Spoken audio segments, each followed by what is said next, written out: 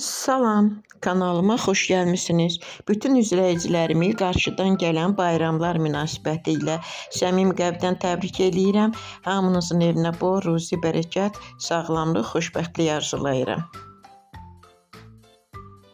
Bu videoda iftar yeməyi üçün asan üsulla, ev üsulu ilə kumpir hazırlayacağıq. Kumpirlər üçün böyük kartoflar seçilir, tərtəmiz yuyulub qurudulur, üzərinə yağ, duz, istiot, paprika sürtülür və aparata qoyulur.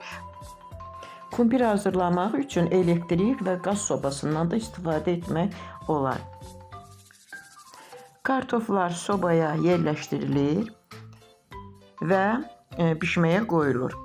Bu hava aparatında, airfryer aparatında yarım saat 180 dərəcə temperaturda hazır olur. Kartoflar hazır olur. Kartoflar bişənə qədər kənarda kumpirin içi üçün lazım olan ərzaqlar hazırlanır. Lazım olan ərzaqlar kərə yağı, qallant pendiri, qarğıdalı dənəcikləri, zeytun və xiyar turşusudur. Ketçup və mayonez. Bunlar zeytun, xiyar turşusu doğranılır. Holland pendiri sürtgəcdən keçirilir. Xiyarı da sürtgəcdən keçirmək olar. Yağ yumşalmağa qoyulur və ketçupla mayonez qarışdırılaraq qarışım hazırlanır. Kumpiri nədən hazırlamaq istəyirsinizsə, toyuq əti, sosislər və yaxud mal əti və yaxud kalbasadan həmən bu ətlər də doğranılır. Videoda göründüyü kimi artıq bişmiş kartof ortadan ayrılır, uzununa kəsilir, içərisinə kərə yağı, holland pendiri qoyularaq kənarları əzilir.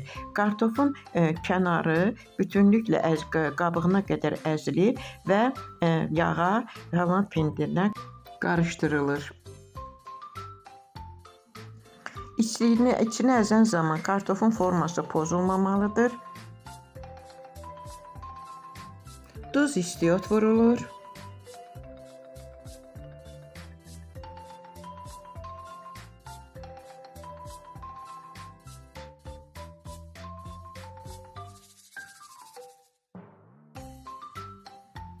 Əzilmiş kartofun üzərinə göründüyü kimi ardıcıllıqla digər içliklər də əlavə olunur.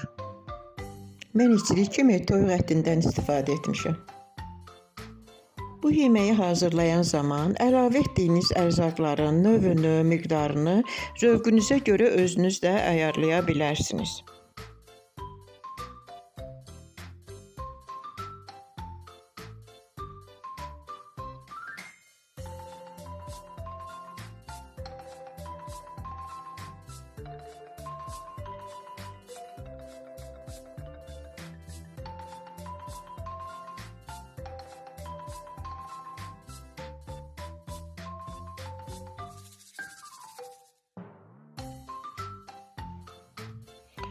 Sonda yenə qallant pendiri, ketçup, mayonez qarışımı əlavə edilir.